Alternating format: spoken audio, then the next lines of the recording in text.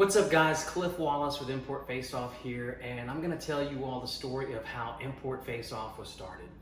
First of all, for those who don't know, Import Face Off, we are actually the largest touring import car show and drag racing series in the nation. We host 40 plus events a year from coast to coast, different city, pretty much every non-holiday weekend. Over $300,000 in trophy and cash payouts a year are awarded to our winners, and we've actually been around since 2001, which makes us the longest continually running import drag racing series in the nation.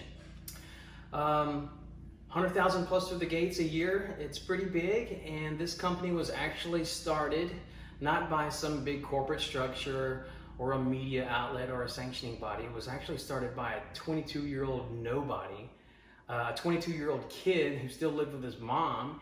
And how do I know? Because I was actually that 22-year-old kid. I started this company in 2001. Actually, back then I just did it for fun. I was a Honda guy. I had an Acura Integra GSR. I absolutely loved it.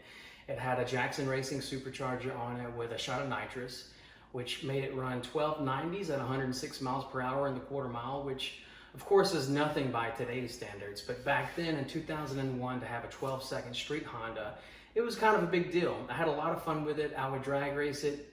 I would bracket race it every Friday night at the local drag strip, State Capitol Dragway in Baton Rouge, Louisiana. It was a lot of fun, but I was getting tired of just bracket racing against domestics. So I had a meeting with the track owner and I asked him, hey, why don't you do an import event? He had no interest. He knew nothing about the import scene, about the classes, the rules and whatnot. So then I asked him, well, hey, what if I rented out the track and host the event myself? He didn't care. As long as I paid his track rental, he didn't care. I can't remember exactly what he charged for track rental, but I do remember at the time that after paying for track rental, payouts, everything, insurance, I remember I had to make about $15,000 just to break even. Excuse me. Now, $15,000 for an event today, that's nothing. No event's gonna be that cheap. But back then, $15,000 to host a drag racing event with payouts, that's about standard. But the main thing is, it was a lot of money for a 22-year-old kid to be responsible for. But I didn't care. I was just extremely passionate about the sport. I was so driven. I jumped in 100% and I went for it. At the time, I just graduated college and I was working as a medical technologist full-time at the hospital. I was working night shift for 10 hours. I would go home, sleep for 4 hours, and then I'd wake up and drive around town visiting every car audio shop that I could find, every performance shop I could find. I'd even approach the import car dealerships to see if they would want to sponsor the first Import Face Off. I worked my butt off and I ended up getting 22 sponsors for that very first event, which was a huge help as far as trying to break even. And come event day, I was a nervous wreck. It was actually a 70% chance of rain. I didn't sleep 1 second the night before the event. But the event went well, had a really good turnout. I was really surprised. I needed 1,000 people just to break even, but 1,900 people actually showed up, and that was the day that I realized that I could do events not just for fun, but for actual business, and I did. The next year I hosted 2 events. They were even bigger.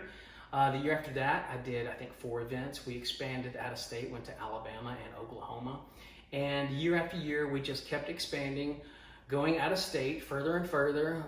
It was 5 events, 10 events, 15, 20. Now we're at 40 plus events a year, and we're gonna ride the wave as long as we can. We've actually kind of run out of tracks to go to in the nation, but still, if we're welcome, we go to those tracks and we race from January to December. We're hosting these events, and it's been a lot of fun. I quit my day job as a medical technologist back in 2008 and have been doing event promotions full-time ever since then. And I say we're gonna ride the wave as long as we can. I got lucky. I guess the story is dreams can come true, but also in business, I learned that it's easy. Business is easy if you know how to treat people. I've got a great crew. They enjoy working for the events. We know to never burn bridges, never be a hassle to these track operators, know your place, and have fun. And that's one reason Import Face Off has been around for so long and has continued to succeed. So I want to thank you all for coming to the events. We're going to keep hosting them, and we'll see you at the track.